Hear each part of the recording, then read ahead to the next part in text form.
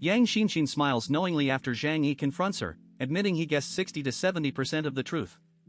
She reveals the terrifying mutant stalking Tianqing Academy is Huahua, a stray cat she fed before the freeze, mutated but bound to her by affection.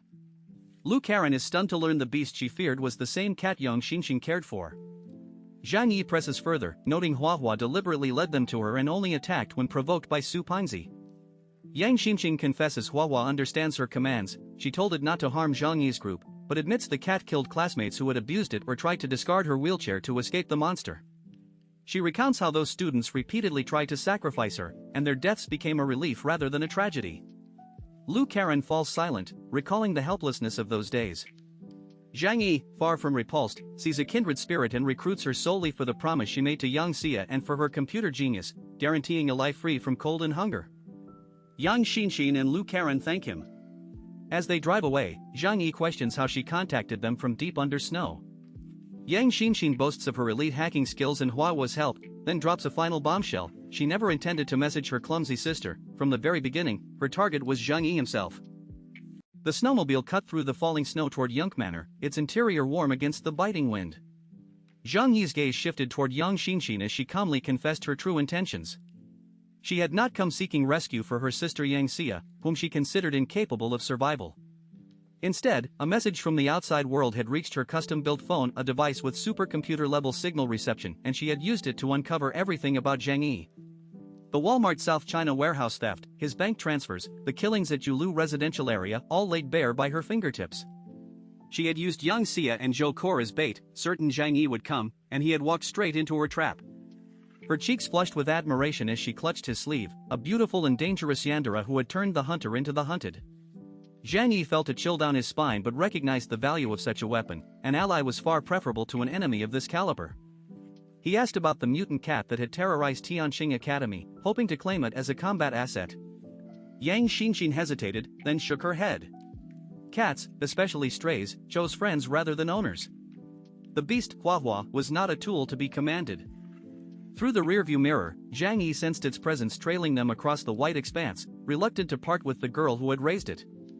He resolved to try winning it over with the warehouse's stock of premium cat food and treats, though the creature's wild nature made the outcome uncertain. The group arrived at Yunk Manor where Zhang Yi distributed rewards, a bag of food and a limited edition Kane Madoka body pillow for Fatty Wang, who hugged it with delight, and 2 large barrels of refined oil for Uncle Yu, whose supply lines were less convenient. Both men departed with smiles, satisfied by the easy mission and generous compensation. Zhang Yi led Yang Xinxin and Lu Karen into the shelter, the warmth and luxury a stark contrast to their month of hunger and cold at the academy. Lu Karen wept openly, pointing to the ceiling and swearing wholehearted loyalty. Yang Xinxin's eyes sparkled as she looked around, then lowered her head shyly and asked if helping him included living expenses. Zhang Yi bent down, patted her cold face, and stated plainly that her primary duty was maintaining the shelter's safety as a top-tier computer expert. The wariness in her eyes vanished, replaced by a quiet disappointment. She glanced at her legs, wondering if his refusal stemmed from disgust at her disability. Women were unfathomable. Had he made advances, she would have been wary. His restraint made her feel despised.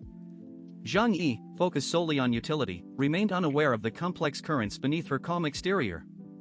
Zhang Yi escorted Yang Xia and Zhou Kor into the living room where Yang Xinxin waited, prompting an immediate, tearful reunion from the 2 women. Yang Xia knelt before her cousin, overflowing with relief and fawning concern, but Yang Xinxin responded with biting contempt. She dismissed Yang Xia as a lewd sister who achieved fame solely by exploiting male fantasy, coldly admitting she would never have reached out had she not discovered they were under Zhang Yi's protection.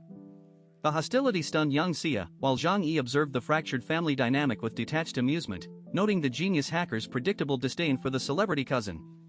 Introductions followed for Lu Karen, who hailed from a scholarly family, before Zhang Yi pragmatically delegated domestic duties, Yang Xia to the kitchen, Zhou Kor to room preparation, while the new arrivals were granted showers and fresh clothes. During the respite, Yang Xia confronted Zhang Yi in the kitchen, warning him against exploiting the naive students as he had exploited her. Zhang Yi silently acknowledged the distinction. His prior ruthlessness with Yang Xia stemmed from her transactional offer of survival, whereas Lu Karen and Yang Xinxin possessed critical technical value. He intended to keep their relationship professional, though he conceded time might blur those lines. After long, luxurious showers, the 2 women emerged regarding Zhang Yi with profound gratitude and budding affection. Lu Karen, in particular, mentally pledged absolute loyalty. Over coffee cappuccino for Yang Xinxin, Americano for Lu Karen. Zhang Yi formalized their positions. Yang Xinxin accepted the role of network security chief with calm, supreme confidence, while Lu Karen eagerly stood at attention for orders. Zhang Yi led Lu Karen to the basement, unveiling a cache of cutting-edge industrial machinery, CNC lathes, milling machines, and specialized tooling retrieved from his dimensional storage. The equipment, worth millions per unit and largely imported, ignited Lu Karen's engineering passion. She declared the haul more than sufficient, noting she could cannibalize unnecessary units for parts. Zhang Yi supplied tools and outlined immediate needs, organizing the workshop, then manufacturing bullets and silencers for his sniper rifle to enable silent ambushes. He also revealed ample chemical stores for gunpowder synthesis. Lu Karen slapped her forearm with tomboyish enthusiasm, vowing to handle everything. Zhang Yi, delighted by the unexpected windfall of a mechanical genius alongside the hacker, felt his investment in the rescue operation paying dividends beyond expectation. Curiosity piqued, Zhang Yi produced the Tang sword seized from Liang Yu, asking for a material analysis. Lu Karen's eyes burned with recognition.